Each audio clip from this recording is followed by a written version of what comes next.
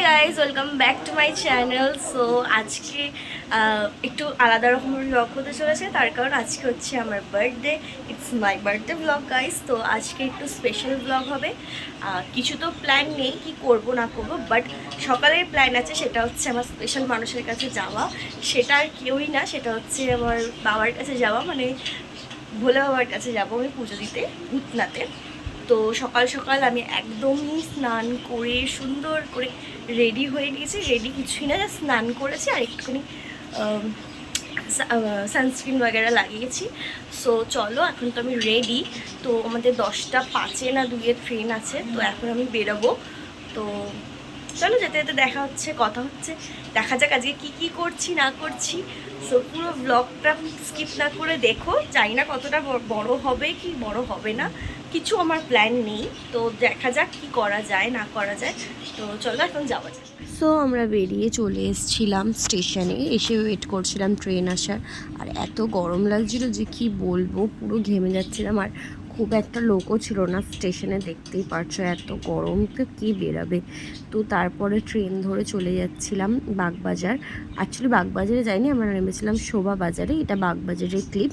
তারপর শোভাবাজারে নেবে একটুখানি হেঁটে গেলেই ভূতনাথ মন্দির। বেশিক্ষণ লাগে না, 5-10 মিনিট লাগে হেঁটে যেতে। তো এখানে হেঁটে হেঁটে চলে গেছিলাম ভূতনাথ।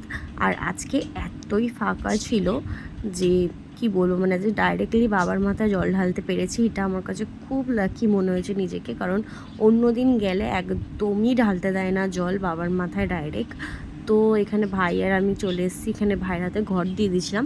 তো তারপর আমি আর ও একসাথে মিলে বাবার মাথায় জল টল ঢেলে বাইরে বেরিয়েছিলাম। বাইরে হচ্ছে ধূপ জ্বালার জন্য, কারণ ভেতরে ধূপ জ্বালতে দেয় না, বা বাইরে জ্বালতে দেয়। তো সেই জন্য বাইরেটা এসে ভালো করে ধূপ ঠুপ দেখিয়ে ধূপ ঠুপ জ্বেলে দিয়ে প্রণাম করে চলে যাই বাগবাজারের দিকে, ওখানে বসবো বলে। বাট বসতে পারিনি, এতই গরম ছিল যে আর বসিনি। ওখান থেকে জল ঢল তুলবো, তো সেই জন্য হেঁটে হেঁটে যাচ্ছিলাম। আর অনেকটা হেঁটে যেতে হয় শোভাবাজার দিয়ে বাগবাজার। তারপর ভাইকে একটা পিপ হাতে দিয়ে পাঠিয়ে দিয়েছিলাম যে যা গিয়ে জল নিয়ে আয়, কারণ বাড়ি থেকে বলা হয়েছিল যে জল নিয়ে আসবি। তো সেই জন্য ওকে পাঠিয়েছিলাম যে যা তুই গিয়ে ভরে নিয়ে আয়। তো এইখানে দেখো, এই যে এটাকে মনে হয় ডোবারম্যান বলে, আই থিঙ্ক, আমার ঠিক নাম জানা নেই। তো এ ডাইরেক্ট আর কি দৌড়ে দৌড়ে গিয়ে জলে মানে সাঁতার কাটতে চলে গেছে স্নান করার জন্য। আর মালিক বলেছে স্নান করে আসতে, ও চলে গেছে সুন্দর করে স্নান টান করতে। আমি বেশ ভালো লাগলো। তো তারপরে এই কাকির দোকানে এসেছিলাম কিছু খেতে, কারণ সকাল দিয়ে না খাওয়া দাওয়া। তারপরে খেয়ে দিয়ে ট্রেন ধরে চলে আসি বাড়িতে। আর বাড়িতে দেখো কি সুন্দর করে আমার জন্য আয়োজন করা হয়েছে। একটা সুন্দর করে চিংড়ি মাছ রান্না করেছে আমার মা, একটা না মানে অনেকগুলোই করেছে, এটা আমাকে দেওয়া হয়েছে সব থেকে বড়টা। তো ব্যাস আজকের খাওয়া দাওয়া করে নিয়েছি। ফাইনালি আমার লাঞ্চটা ডান, তোমরা দেখলে এই ভিডিওতে যে আমি লাঞ্চটা করে নিয়েছি।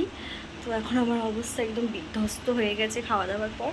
তো আর জাস্ট আমি পারছি না, এবার আমি একটু রেস্ট নেবো, শোবো, তারপরে দেখছি বিকেলে উঠে আমি কী করবো না করবো।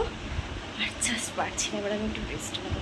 তো দেখা হচ্ছে একদম ডাইরেক্ট বিকেলে, যদি কিছু করি তাহলে অবশ্যই দেখাবো, আর নয়তো ব্লগ এন্ড করার জন্য আসবো বিকেলে। তারপর একটু আমি রেস্ট নেব। এখানে আমাকে মা সুন্দর করে একটা পায়েস বানিয়ে দিয়ে গেছে, যেটা পায়েসটা ছাড়া অ্যাকচুয়ালি জন্মদিনটাই ইনকমপ্লিট। তাও আমার মায়ের হাতের পায়েস ছাড়া তো একদমই ইনকমপ্লিট। তো এখন চলো টেস্ট করব।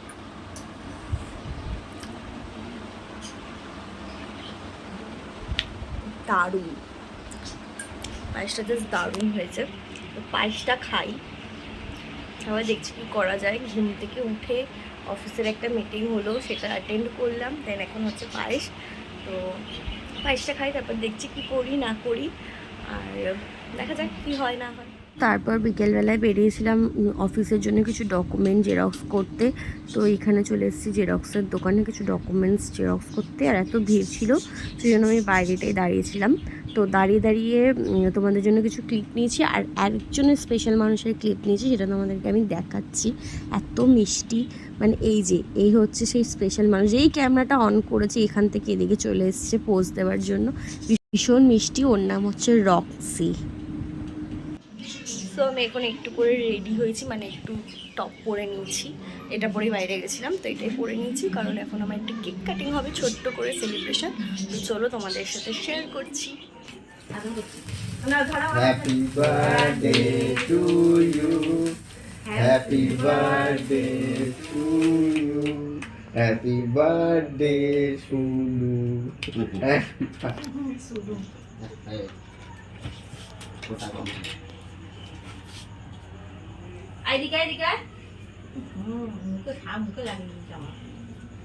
তো গাইস আমার বার্থডেও শেষ, আজকের ব্লগটাও এখানে শেষ করছি।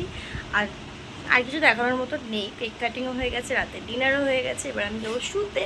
তো আজকের মতন ভিডিওটা এইটুকু। যদি ভিডিওটা ভালো লাগে তাহলে একটা লাইক, কমেন্ট, শেয়ার, সাবস্ক্রাইব করতে ভুলবে না, সাবস্ক্রাইব করে দেবে। দেখা করছি নেক্সট একটা অন্য কোনো ভিডিওতে। So by. আর কমেন্টে সবাই হ্যাপি বার্থডে উইশ করে যাও। দেখা করছি নেক্সট ভিডিওতে। Bye bye bye.